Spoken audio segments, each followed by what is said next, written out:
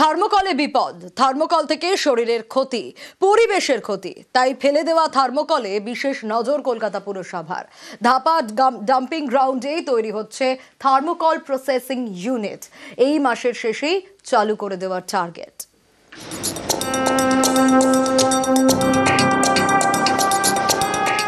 Thermocol দেখতে সাদা, কিন্তু এর মধ্যেই লুকিয়ে বিপদ। ফেলে দেওয়া থার্মোকল থেকে ছড়ায় নানা রোগ, ক্ষতি করে পরিবেশের। তাই ফেলে দেওয়া থার্মোকলের উপর বিশেষ নজর দিচ্ছে কলকাতা পুরসভা। ধাপা ডাম্পিং গ্রাউন্ডে তৈরি হচ্ছে থার্মোকল প্রসেসিং ইউনিট। পিপিপি মডেলে এই ইউনিট চলবে। 50 লক্ষ টাকার মেশিন কেনা হয়েছে। এর মাধ্যমে তৈরি হবে থার্মোকলের দানা। এই দানা বিভিন্ন কারখানায় পাঠানো হবে। থার্মোকলের দানা থেকে তৈরি হবে জামার বোতাম, ফটো ফ্রেম সহ নানা জিনিস।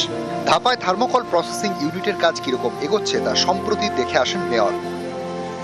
কলকাতার যত জায়গা থার্মোকল আছে আমরা সেখানে নিয়ে যাচ্ছি থার্মোকলগুলোকে, আর নিয়ে গিয়ে সেগুলিকে প্রসেস করে তার থেকে বিভিন্ন উৎপাদন হচ্ছে।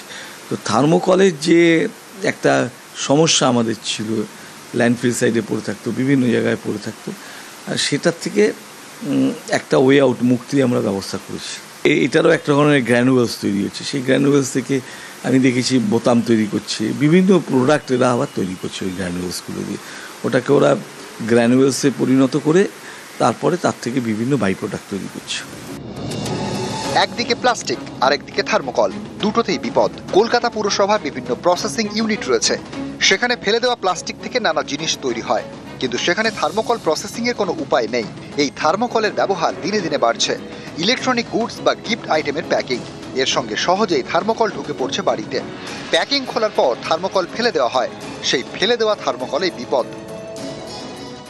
এই থার্মোকলগুলো সাধারণত পেট্রোল জাত দ্রব্য থেকে তৈরি হয় এবং সেটা কিন্তু স্টাইরিনের একটি যৌগ, পলিস্টাইরিন দিয়ে তৈরি। সুতরাং এটা আগুনের সংস্পর্শে এলে পরে যে ফিউমসটা তৈরি হচ্ছে সেটা কিন্তু কার্সিনোজেনিক, এবং সেটা যখন আমরা নিঃশ্বাস প্রশ্বাসের সাথে গ্রহণ করছি সেটা কিন্তু আমাদের নিউরো যে সমস্ত ডিসঅর্ডার্সগুলো সেখানগুলোর জন্য প্রচণ্ডভাবে দায়ী থাকে। অ্যাজমাটিক কন্ডিশনস প্রচুর বাড়তে থাকে এবং ত্বকের, চোখের অনেক সমস্যা আসতে পারে। সুতরাং এটা নিয়ে পৌরসভার যে উদ্যোগটা সেটাকে স্বাগত জানাই, এবং এটা যে রিসাইক্লিং করা হচ্ছে, সেখান থেকে যে গ্র্যানিউলস তৈরি হচ্ছে এটাও রিইউজ হবে, এবং এই উদ্যোগটা খুবই পরিবেশ বান্ধব। শহরকে দূষণমুক্ত করতে কলকাতা পুরসভার আরও বড় পদক্ষেপ। প্লাস্টিকের মতোই ভয়ঙ্কর দূষণ ছড়ায় থার্মোকল। এবার সেই থার্মোকলের প্রসেসিং প্ল্যান্ট কলকাতা পুরসভার উদ্যোগে। ক্যামেরায় বিপুল ঘোষের সঙ্গে বিশ্বজিৎ, নিউজ 18 বাংলা।